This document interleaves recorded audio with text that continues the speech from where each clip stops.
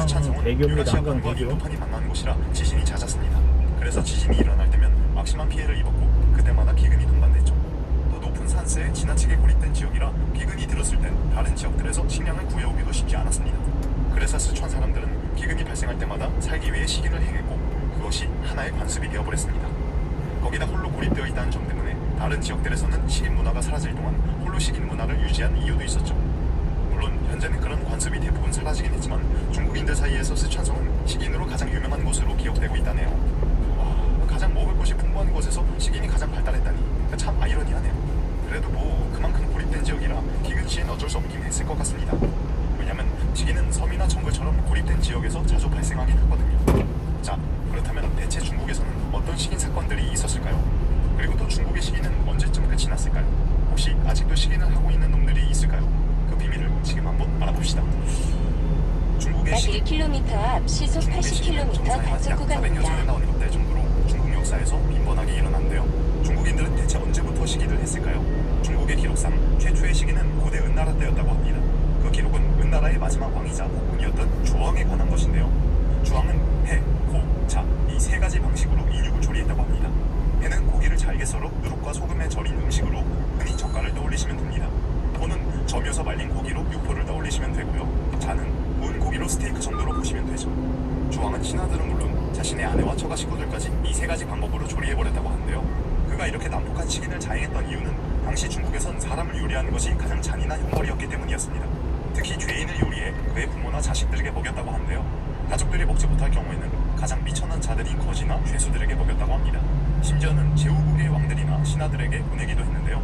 이는 실제로 인육을 먹기 위함이 아닌 상대방을 최대한 모욕하고 남은 이들에게 공포심을 심어주기 위한 목적이었습니다. 또 중국의 여러 고사나 소설 등을 보면 이와 비슷한 식인이 자주 등장하는데요. 바로 원수의 고기를 먹는 식인이었죠. 중국에서는 원수를 죽인 뒤 그의 고기를 먹는 것이 최고의 복수라고 생각해왔습니다. 원수의 살을 먹음으로써 복수를 완성함과 동시에 원수가 죽은 후에도 복수하는 거죠. 네, 원수에게는 그 시체마저 결코 쉽게 보내주지 않겠다는 의지였던 것이죠. 반대로 중국에선 좋은 목적을 가진 식인도 존재했는데요. 고대 위나라의 왕 위홍이 죽자 그의 중신이었던 홍연이 왕에 대한 충성심을 표현하기 위해 죽은 왕의 간을 꺼내 먹고는 자살한 일도 있었다고 합니다. 또 춘추시대의 제나라에는 간친 여가가 왕 환공의 마음을 사로잡기 위해 온갖 사내 진미를 바치곤 했는데요. 왕이 인육 맛이 궁금하다고 하자 여가는 자신의 3살 난 아들을 요리에 바쳤다고 합니다. 그러자 여가의 충심에 감동한 왕은 그를 곁에 두었죠. 논외로 공자께서 인육을 즐기셨다는 말이 많은데요. 이는 사실이 아니라고 합니다. 이러한 이야기가 나온 이유는 공자가 해라는 젓갈을 즐겨 드셨기 때문인데요. 다만 공자께서 즐기신 해는 사람으로 만든 해가 아니라 일반적인 젓갈이었다고 합니다.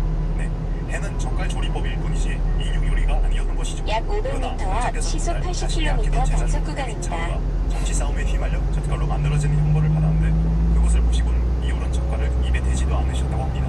그런데 이 이야기가 훗날 공자께서 인육을 즐겨 드셨던 것으로 와전됐다고 하네요. 하긴 사람들 사이의 인과 예를 중요시한 공자께서 저런 말씀하시면서 인육을 드셨다면 엄청난 모순이겠다. 그쵸? 중국의 식인 풍습은 중근세에도 이어졌는데요. 중근세 중국 식인의 특징으로는 3가지를 꼽을 수 있습니다. 첫 번째는 고대의 형벌이나 충성심을 목적으로 한 식인이 많이 줄었다는 점입니다. 그 이유는 정확히 알 수 없으나 춘추 전국시대 이후로는 어째서인지 식인을 이용한 형벌이나 충성심 표현은 많이 줄어들었습니다. 두 번째 특징은 전쟁이나 기근으로 인한 식인이 성행했다는 점입니다. 심지어는 전쟁 중 일부 병사들이 군량이 없어 식인을 했다는 기록들도 많은데요. 그것이 어찌나 심했던지 병사들이 지나간 자리에는 사람들이 남아있지 않았다고 하며 우리나라에도 그 기록이 남아있을 정도죠. 고려사를 보면 고려에 쳐들어온 홍건적들이 고려인들을 잡아먹었다는 기록이 있습니다. 와, 식인 자체만으로도 무서운데 무기까지 든 떼거지가 식인을 행한다? 이거야말로 진정한 공포였겠네요. 세 번째는 식인이 상업화되었다는 것입니다.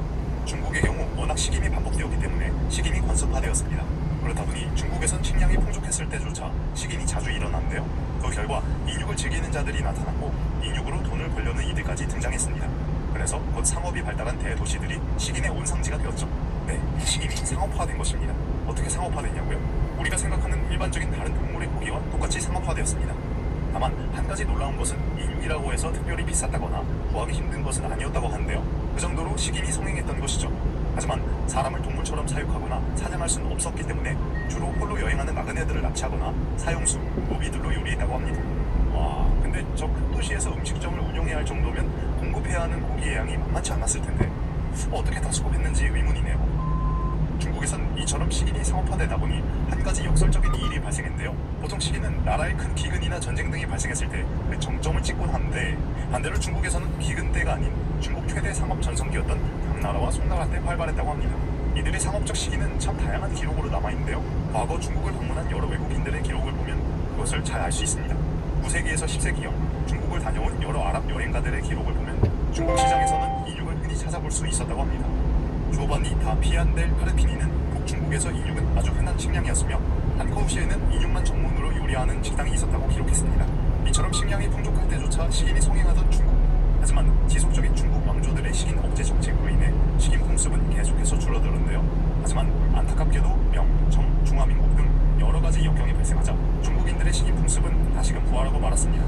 그중 몇 가지를 예로 들자면 1890년대 퐁킹만과 그 주변에서 프랑스와 싸운 중국 군인들이 프랑스 포로들을 식량으로 잡아먹었다는 기록이 있는데요.